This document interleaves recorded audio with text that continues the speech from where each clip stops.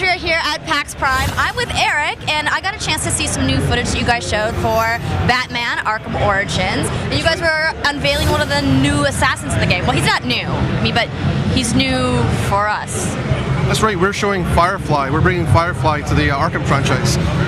In the playable that we showed here, Firefly has taken over the Pioneer's Bridge. He's planted a huge amount of explosives all around it. The police have formed a perimeter, and Batman's sneaking through that perimeter to defuse the bombs that he's placed. He's calling on Batman to come out and face him, but Batman's going to defuse all those devices, make it safe for everyone, let the hostages go, and then take Firefly down.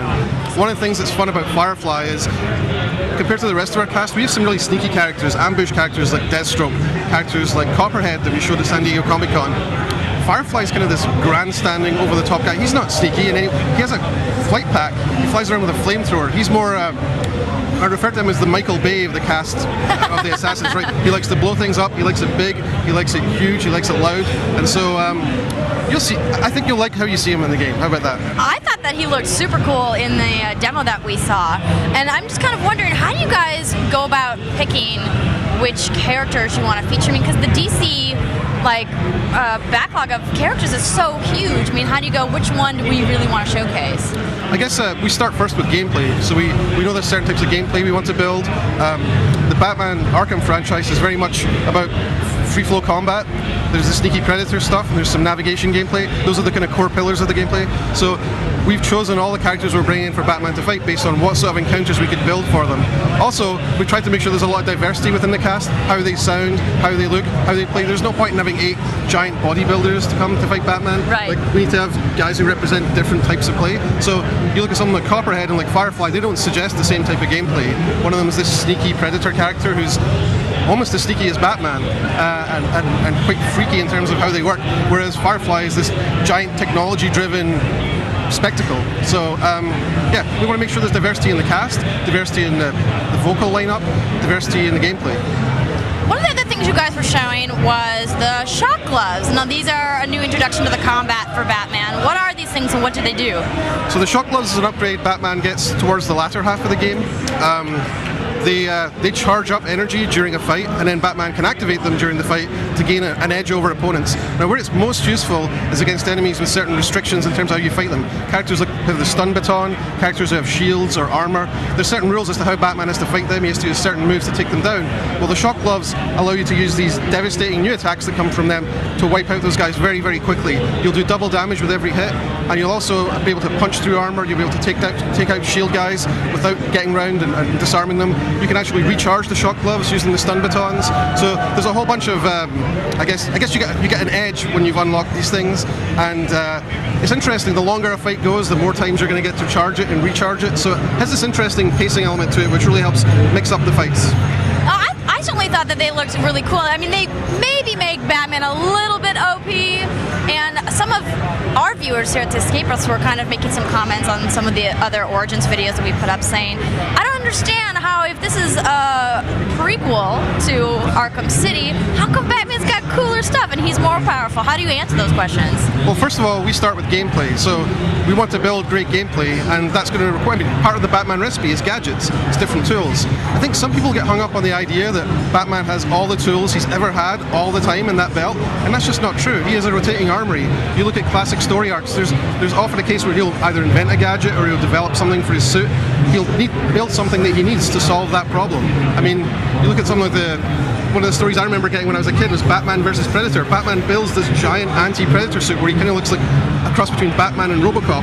Why doesn't he wear that for the rest of all his adventures? Right, exactly. Well, it's because he used it to solve that particular problem. So in gameplay, there's a structure to games. Generally, you introduce a feature, an element, a tool, and you give the player problems to solve with that thing. So we're not dragging the baggage of every single gadget he's ever had through all of our games. We're bringing the gadgets and the tools and the skills and the abilities for the gameplay that we're building, and we want to bring new gameplay to the game, so that's why we have new gadgets. Well, exactly. You want it to be more fun than the last one, right?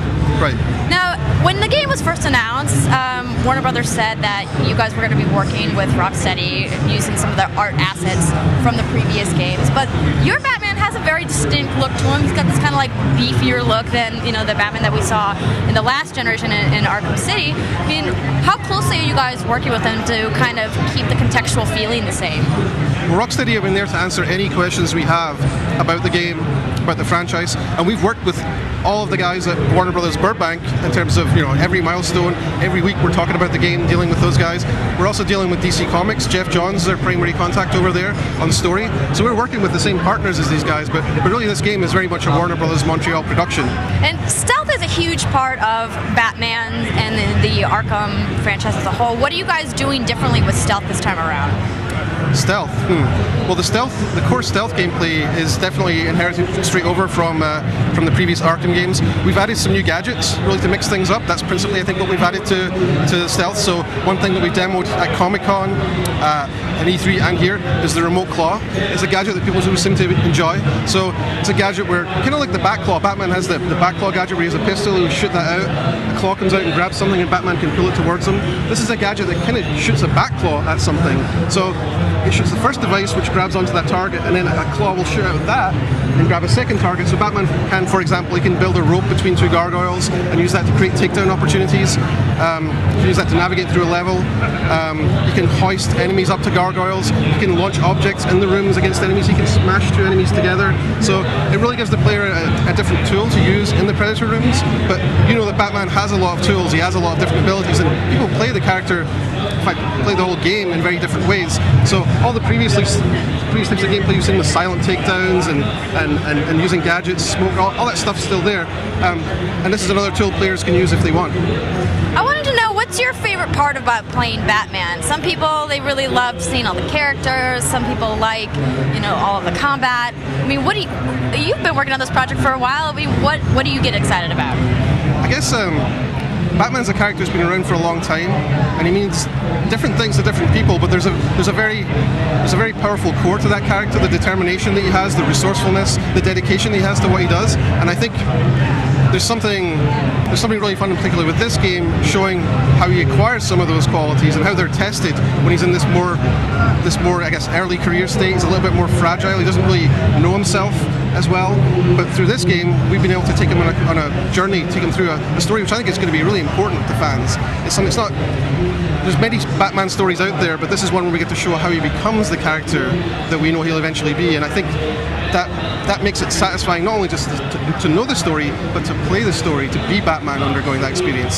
So that's something that I think people will really enjoy. I hope they enjoy it. I'm sure that they will, and they're going to be able to enjoy it very soon. You guys' release date is in October? The game's out worldwide on October 25th. There you go. Well, thank you so much for taking the time to talk with me today. We will bring you guys more coverage of Batman Arkham Origins right here on The Escapist. So make sure you guys head on over to escapistmagazine.com for more of our PAX Prime coverage. Thanks, guys. Gotham's gonna burn! You need a new hobby.